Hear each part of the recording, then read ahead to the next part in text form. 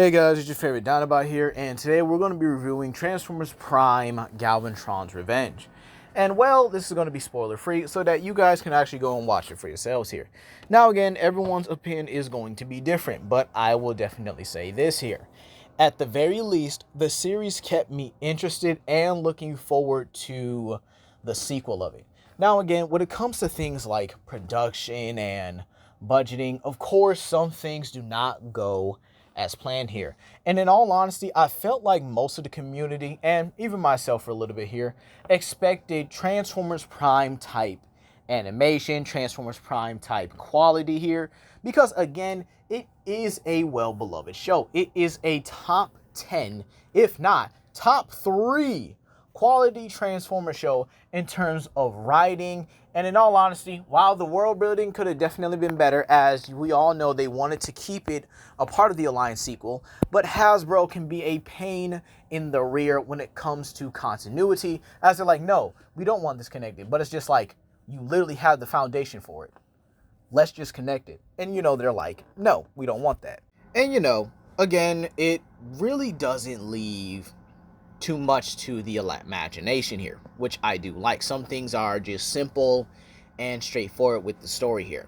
The Heralds of Galvatron, which are basically like the anti-primes, if you will, something that is a pretty interesting concept and something that I've liked very much here. Because again, when it comes to like beings that could actually rival the primes, you don't have any.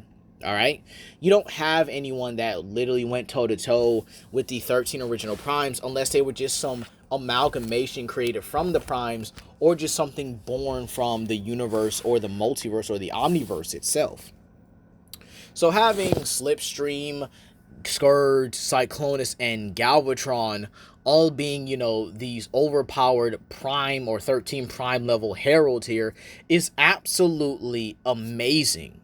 It's an amazing concept and something that I actually love here. And see, it doesn't take a lot to keep me interested as long as, it has someone or something that just keeps me invested in it. For example, the Prime Wars trilogy. Yeah, I watched all of it. I watched the Combiner Wars, the Titan Wars, and obviously the last of it, that being the Prime Wars, where Megatronus was trying to kill everybody and revive Solus Prime with their sparks and stuff here. Yeah, I'm probably not mentally okay after that, but it is what it is here.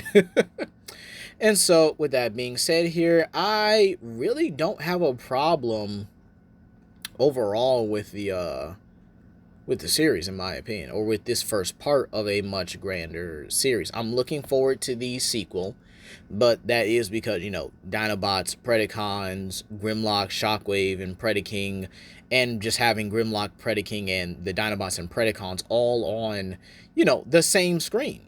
Yeah, I don't really have any complaints about that at all. In my opinion, I think it can honestly be stated that that should be a long overdue thing. And believe it or not, when it comes down to things like, I guess you could say, dialogue, yeah, okay, I can understand the gripe with that there. But the dialogue in there was fine.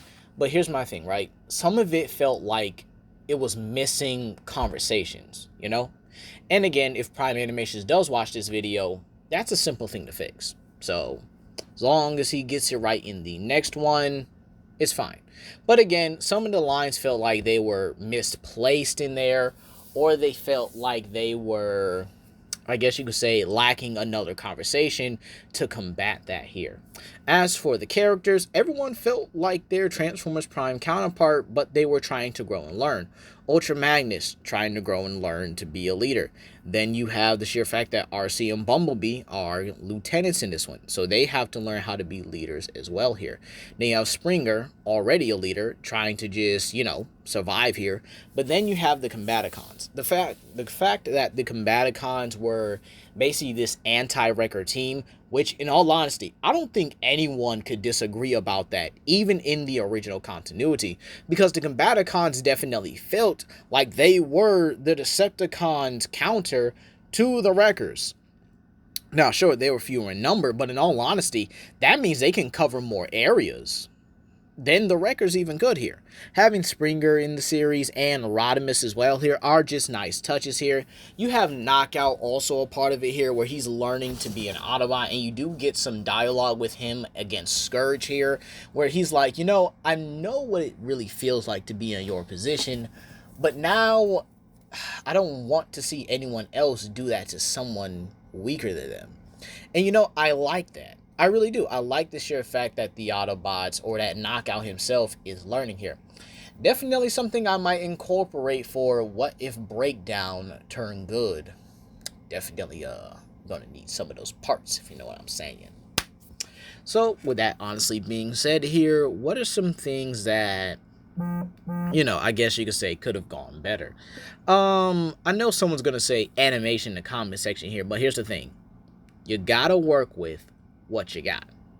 Not everyone has the access to what the original people for Transformers Prime originally had.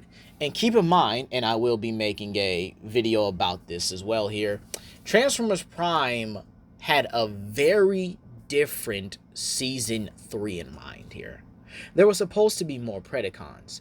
The Autobots were supposed to have anti-Predacon weaponry, which is something that I actually like here. We were supposed to have other characters in the series here other than just Ultra Magnus.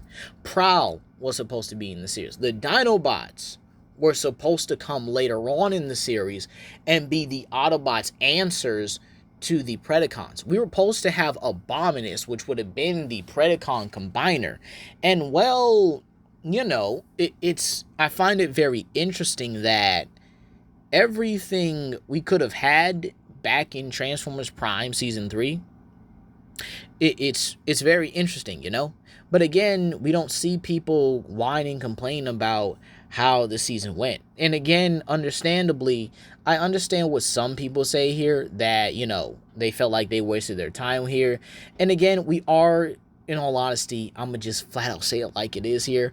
We are in a generation where people complain about every little thing within something, okay? And sometimes it's before they even watch it here.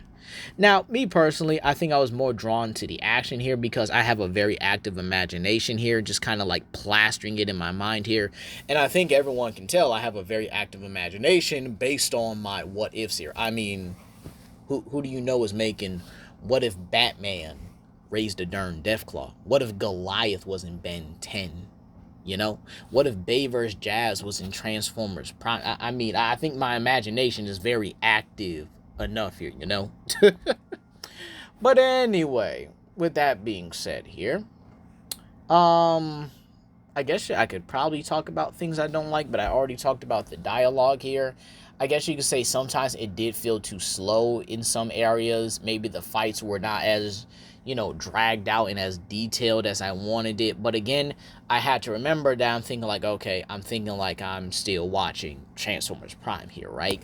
And again, I do think that is one of the few things that might hold this series back here, is because people are thinking like it's Transformers Prime. But let me run down the characters one by one in the series, or not one by one, or group by group. Let's start with the Destructicons. They're basically simple, you know, and I actually like that about them there. Their goal is to, well, revive Unicron, and I think I actually loved Slipstream more than anyone here because her personality definitely fits here. You know, it fits with the rest of the Destructicons, or she's the more active and sadistic one of the group here. Cyclonus being the honorable one, and Scourge being the more, I guess you could say, charismatic hunter of the group. And then there's Galvatron to just lead them all to victory. I like that. It's a very good concept. And again, like I said earlier, the concept of having the Heralds of Unicron, or the Destructicons, as the anticipants to the 13 original primes. But again, they had lesser members. And it actually makes you wonder, how would they be? You know, because I mean, does that mean Megatronus and Onyx Prime had to carry? Were they beaten because Prima had the Allspark and, not the Allspark, the Matrix of Leadership and the Star Saber, and in one feral shot just beat them, and then they had to flee for a certain time. Maybe they were sealed by the primes on a far reach of the universe, you know? It makes you actually wonder what would actually happen, or what happened back then here. And in all honesty, I do like their characters here, but again, I'm more infatuated with Slipstream because of her personality, because it is a nice twist on a character that, let's be real here, does not get much love at all here. So, yeah, I actually like it. Next off, the Autobots here. I do like the concept of Rodimus, and I do love his character here. It feels like not only a callback to Transformers Animated, where they called him Rodimus, and, the title of Prime was just, that's it, a title. It didn't hold any significance except a position, if you will. And then you also had his Elite Guard status along with Smokescreen. And I actually do like the Elite Guard is getting some more representation, even with amongst, other Autobot and, Transformers fans, excuse me here. Because let's be real here, the Elite Guard does not really get a lot of love here. The only time the Elite Guard really got some love was in, again, Transformers Animated, where they were known as one of the pinnacle members of the Autobot military forces. You didn't have Wreckers, you didn't have any aerial bots until Sentinel decided that, yeah, we can finally have 2 aerial bots in Jetfire and Jetstorm. And in all honesty, I actually do like that we at least have another Elite Guard member. Now, I would like to have an Elite Guard captain in the future here, but considering the 3rd installment of the series does have people like Jazz and Ironhide within it here, I hope that Jazz is the captain of the Elite Guard here. That way we can have the whole group back together here. And then we have Jetfire, Air Razor, and Depth Charge being aerial bots and Wreckers respectively. So, yeah, I actually do look forward to it. Next up, let's talk about the Wreckers. Springer definitely felt like he, was a part of the team here. That's as much I can really say for him here, because his character was like, he's there. He's there, and he's powerful. He's a triple changer, And the callback to Perceptor kind of just made me like, dang. Would have been nice to see that smart behind boy in there. And, the fact that we do have the sheer fact that the Combaticons were hunting them. And then even in his bio, it says that he's kind of like, I wouldn't say scared of them, but he's kind of just trying to keep himself away from them. And just kind of like, he'll fight them if he has to, but he does not want to have a full-blown battle with these Combaticons, despite the sheer fact that he is a triple changer. He is a weapon of mass destruction. And the fact that we have Springer in general here, because again, Springer was supposed to be one of the playable characters within the Fall of Cybertron game. He has concept art for both his flight mode and his ground mode, or his flight and vehicle mode, respectively. Both his air and land vehicles is what I'm trying to say here. And I think it would have been nice.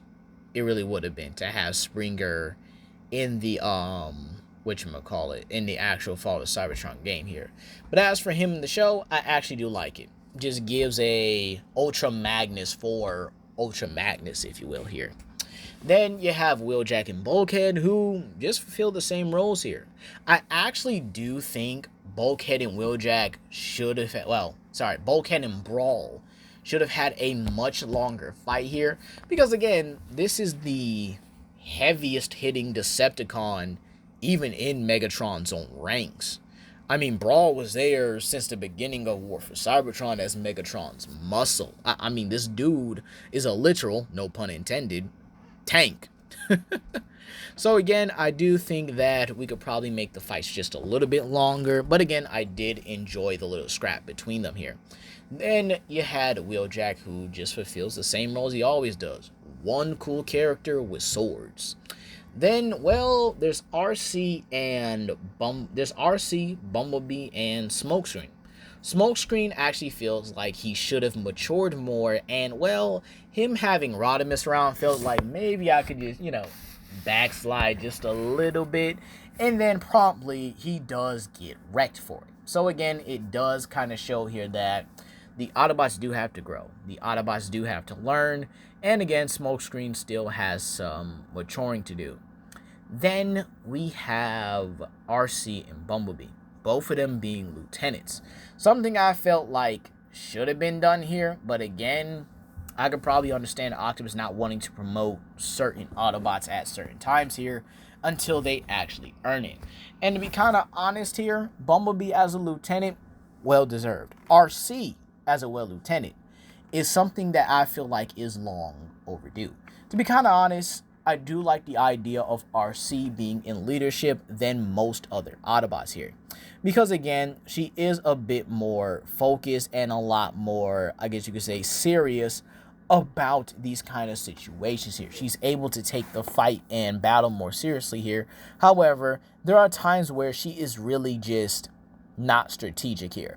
And I do think that would have been an interesting thing for the Autobots to learn. They have to make their own plans. They have to be more strategic when, Ultra Magnus and them are just simply, not around. And I actually think that would have been a wonderful quality to have here. Again, just some food for thought for the future here.